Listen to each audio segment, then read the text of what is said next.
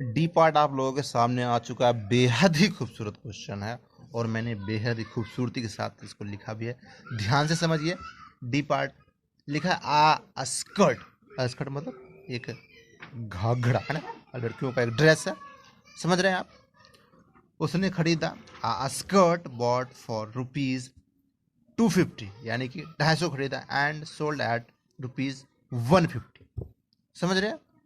एक स्कर्ट है, उसको उसने 250 रुपये में खरीदा और उसको 150 रुपये में बेच दिया। तो सबसे पहले तो आप ये बताइए, प्रॉफिट हुआ या लॉस हुआ? क्या हुआ? किसी चीज़ को अगर आप 250 रुपये में खरीदते हैं और 150 रुपये में जब आप बेचेंगे तो ऑब्वियसली लॉस ही होगा, क्योंकि सेलिंग प्राइस जो है वो हमारा कम दिख रहा है, कम यहाँ पे आ रहा है।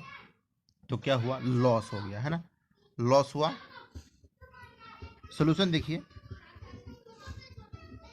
हमारे पास सेलिंग प्राइस क्या है, यानी बॉट मिस सेलिंग प्राइस, सॉरी बॉट मिस कॉस्ट प्राइस। जिस चीज़ को हम खरीदते हैं वो हमारा कॉस्ट प्राइस बनाता है। सीपी। सीपी क्या है हमारे पास? 250, यानी कि 250 रुपये। एसपी कितना है?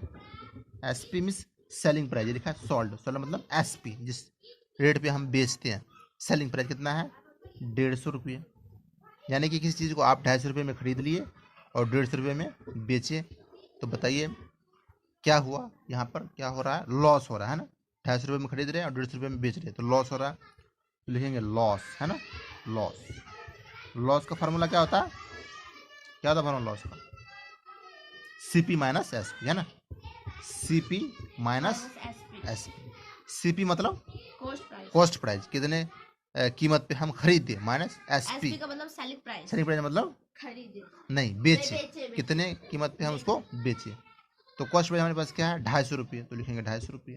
250 माइनस का माइनस लिखेंगे एसपी, यानी कि सेलिंग प्राइस, ये है ना। एसपी कितना है? 150, तो लिखेंगे 150। माइनस कर दीजिए, कितना आएगा? 250 में से माइनस करेंगे 150, कितना बचेगा? कितना बचेगा? 100। कितना बचेगा? 100। ये 100 हमारा क्या आया? लॉस। 100 रुपये कितना क्या हो गया? लॉस हो गया, है ना। 250 में खरीदे और 150 में बेच दिए, तो 100 रुपये क्या हो गया हमारे पास? लॉस हुआ।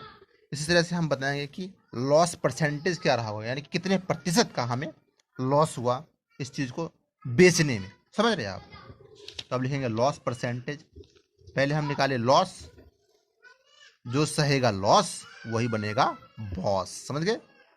तो बॉस बनने के कभी कभी लॉस को झेलना पड़ता है, कभी कभी हमें कुछ हानि भी सहनी पड़ती है। हम निकालेंगे लॉस परसेंटेज। लॉस परसेंटेज क्या निकालेंगे? Loss percentage. ध्यान से समझिए, इसका फॉर्मूला क्या है? लॉस डिवाइडेड बाय सीपी, यानी कि कॉस्ट प्राइस। कॉस्ट प्राइस ही हमारा मेन फैक्टर होता है। कभी भी हम प्रॉफिट परसेंटेज निकाले या लॉस परसेंटेज निकाले, आप डिवाइड में सीपी ही रखेंगे, यानी कि कॉस्ट प्राइस को ही रखेंगे और मल्टीप्लाई कर देंगे 100 से। क्यों करेंगे 100 से? क्योंकि हम परसेंटेज निकाल रहे हैं। लॉस परसेंटेज, परसेंटेज मतलब होता है 100, इसलिए हम यहाँ पे लिखे 100। समझ गए। चलिए आगे बढ़ते हैं। आगे लॉस हम निकाल चुके हैं पीछे, कितना था हमारा? अभी 100। सीपी हमें कितना दिया हुआ है? 250, यानी कि 250 रुपये। तो 250 लिखेंगे। ये मल्टीप्लाई है तो मल्टीप्लाई हम भी लिखेंगे। ये 100 है तो 100 हम भी लिखेंगे। चलिए लिख दिए। नीचे कुछ नहीं है तो यहाँ पे हम 1 लिख सकते हैं, कोई दिक्कत वाली बात नहीं है। अब 1 के साथ कितने जीरो हैं? 4 जीरो है, तो लिखेंगे 1 के साथ 2 ये और 2 ये जीरो है ना, तो इकट्ठा लिखेंगे 1 2 3 4 और डिवाइड कर देंगे। 250 को मल्टीप्लाई 1 से क्या आएगा? 250 ही आएगा, है ना। 250 ही आएगा। एक जीरो से एक जीरो कैंसिल कर दो। 25 चौके 100। यहाँ बच गया 4। 25 से 25 चौके 100, 100 कट गए, ये 4 बच गए और ये 0 बच गए। समझ गए। क्या क्या बच गया वो लिखेंगे।